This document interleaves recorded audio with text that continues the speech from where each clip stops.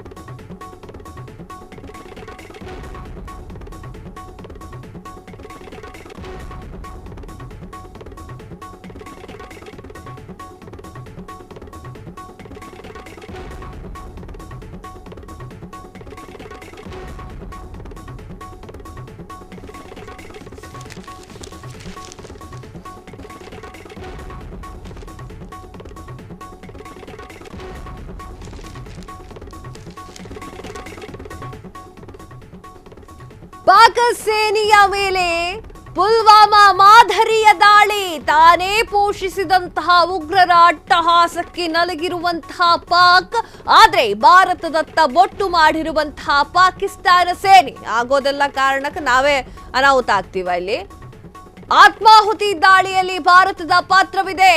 ನಾಲಿಗೆ ಹರಿಬಿಟ್ಟಂತಹ ಪಾಕ್, ಆದ್ರೆ ಪಾಕ್ ಸೇನೆ ಆರೋಪವನ್ನ ಖಂಡಿಸಿರುವಂತಹ ಭಾರತ ಅದೆಲ್ಲ ಸುಳ್ಳು ಆರೋಪ ಅಂತ ಹೇಳಿ ಮೋದಿ ಸರ್ಕಾರದಿಂದ ಸ್ಪಷ್ಟನೆ.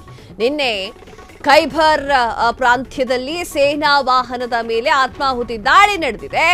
ಸ್ಫೋಟಕ ತುಂಬಿಕೊಂಡು ಹೋಗ್ತಾ ಇರುವಂತಹ ಸೇನಾ ವಾಹನಕ್ಕೆ ಗುದ್ದಿದ್ದಂತಹ ಉಗ್ರರು ನೀವೇ ತಿನ್ಸಿ ಬೆಳೆಸಿ ಕುಡಿಸಿ ಜೊತೆಗೆ ಸಾಕಿರುವಂತಹ ಉಗ್ರರು ಮಾಡಿರುವಂತಹ ಕೆಲಸ ಇದು. ಪಾಕಿಸ್ತಾನಕ್ಕೆ ಈಗಾದ್ರೂ ಬುದ್ಧಿ ಬರಬೇಕು. ಘಟನೆಯಲ್ಲಿ 13 ಪಾಕಿಸ್ತಾನ ಯೋಧರು ಸ್ಥಳದಲ್ಲೇ ಸಾವನ್ನಪ್ಪಿದ್ದಾರೆ. 24 ಸೈನಿಕರು ಗಾಯಗೊಂಡಿದ್ದಾರೆ. ಈ ದಾಳಿಯ ಹೊಣೆಯನ್ನ ಹೊತ್ತಿರುವಂತಹ ತಾಲಿಬಾನ್ ಹಫೀಜ್ ಅವರ ಗ್ರೂಪ್ ನೀವೇ ತಯಾರು ಮಾಡ್ತಾ ಇದ್ರಲ್ಲ, ಉಗ್ರರನ್ನ ಅನ್ನ ಹಾಕಿ ಬೆಳೆಸ್ತಾ ಇದ್ರಲ್ಲ, ಈಗ ನಿಮಗೆ ಕನ್ನ ಇಟ್ಟಿದ್ದಾರೆ. ಪಾಕಿಸ್ತಾನದವ್ರು ಈಗ ಭಾರತದ ಮೇಲೆ ಬೊಟ್ಟು ಮಾಡಿ ತೋರಿಸ್ತಾ ಇದ್ದಾರೆ. ನಾವು ಹೊಡೆದ್ರೆ ರಾಜಾರೋಷವಾಗಿ ಧೈರ್ಯದಿಂದ ನುಗ್ತೀವ್ರಿ. ನಿಮ್ ತರ ಅಲ್ಲ, ಕಳ್ಳ ಸಂದಿಲ್ ಬರೋದಲ್ಲ ಅಲ್ಲಿ ಭಾರತ ಅಂತಂದ್ರೆ. ಭಾರತದ ಬಗ್ಗೆ ಏನ್ ಅನ್ಕೊಂಡಿದ್ದೀರಾ?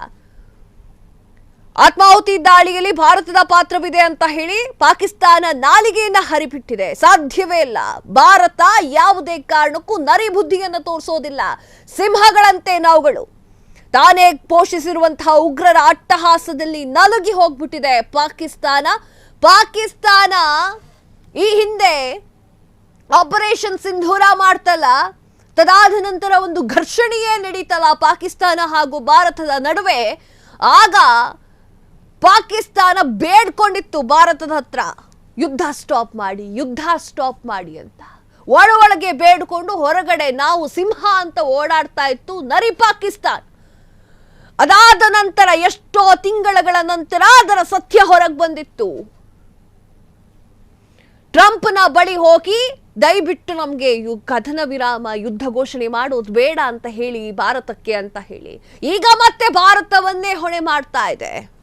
ಪಾಕಿಸ್ತಾನಕ್ಕೆ ಇದಾಗಬೇಕಾಗಿರೋದೆ ಸರಿಯಾಗಿದೆ. ಪಾಕಿಸ್ತಾನಕ್ಕೆ ಆತ್ಮಾಹುತಿ ದಾಳಿಯಲ್ಲಿ ಭಾರತದ ಪಾತ್ರವಿದೆ ಅಂತ ಹೇಳಿ ಪಾಕಿಸ್ತಾನ ನಾಲಿಗೆಯನ್ನ ಹರಿಬಿಟ್ಟಿತ್ತು. ಆದರೆ ಪಾಕಿಸ್ತಾನ ಸೇನೆ ಆರೋಪವನ್ನ ಭಾರತ ಖಂಡಿಸಿದೆ. ಇವೆಲ್ಲ ಸುಳ್ಳು ಆರೋಪ ಅಂತ ಹೇಳಿ ಮೋದಿ ಸರ್ಕಾರ ಸ್ಪಷ್ಟನೆಯನ್ನ ನೀಡಿದೆ. ನಿನ್ನೆ ಖೈಬರ್ ಪ್ರಾಂತ್ಯದಲ್ಲಿ ಸೇನಾ ವಾಹನದ ಮೇಲೆ ಆತ್ಮಾಹುತಿ ದಾಳಿ ನಡೆದಿತ್ತು. ಸ್ಫೋಟಕವನ್ನ ತುಂಬಿಕೊಂಡು ಹೋಗ್ತಾ ಇರುವಂತಹ ಸೇನಾ ವಾಹನಕ್ಕೆ ಉಗ್ರರು ಗುದ್ದಿದ್ರು.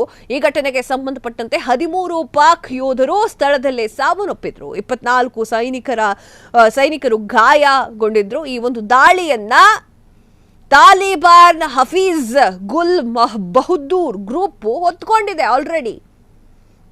ಪಾಕಿಸ್ತಾನಕ್ಕೆ ಇದೆಲ್ಲ ಬೇಕಾ?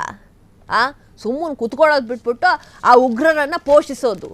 ಯಾವ ದೇಶ ಪಾಕಿಸ್ತಾನದ ಹತ್ರ ದ್ವೇಷ ಕಟ್ಕೊಳ್ಳುತ್ತೋ ಅವ್ರ ಮೇಲೆ ಛೂ ಬಿಡೋದು. ಈಗ ನಿಮ್ಮ ಒಂದು ದೇಶದ ಮೇಲೆ ಛೂ ಬಿಟ್ಟಾಯ್ತಾ?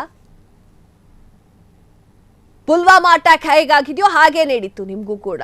ಅದೆಷ್ಟೋ ಪಾಕಿಸ್ತಾನಿ ಸೈನಿಕರು ಸಾವನ್ನಪ್ಪಿರುವಂಥದ್ದು ಬಹಳ ಖಂಡನೀಯ. ಏನೂ ಮಾಡಿಲ್ಲ ಅವರು, ತಮ್ಮ ದೇಶಕ್ಕೋಸ್ಕರ ಪ್ರಾಣವನ್ನ ತೆತ್ತವರು. ಉಗ್ರರಿಂದ ಸತ್ತವರು ಅಂತ ಹೇಳಿದ್ರೆ ತಪ್ಪಾಗಲ್ಲ. ಮೋಸ್ಟ್ಲಿ ನೀವೇ ಸಾಕಿ ಬೆಳೆಸಿ, ನೀವೇ ಅನ್ನ ಹಾಕಿ, ನೀವೇ ಪೋಷಣೆ ಮಾಡಿ, ನೀವೇ ಆಹಾರವನ್ನ ಉಣಿಸಿ ನಿಮಗೆ ಸರಿ ಇಟ್ರು ಅವರು. ಆಗ್ಬೇಕಿಂತದ್ದು ಒಂದು 4. ಹಾಗಾದ್ರೂ ಪಾಕಿಸ್ತಾನ ಬುದ್ಧಿ ಕಲ್ತ್ಕೊಂಡು ಸುಮ್ ಕೂತ್ಕೊಳ್ಳುತ್ತೇನೋ ಬಾಲಾಮುದ್ರಕ್ಕೂ.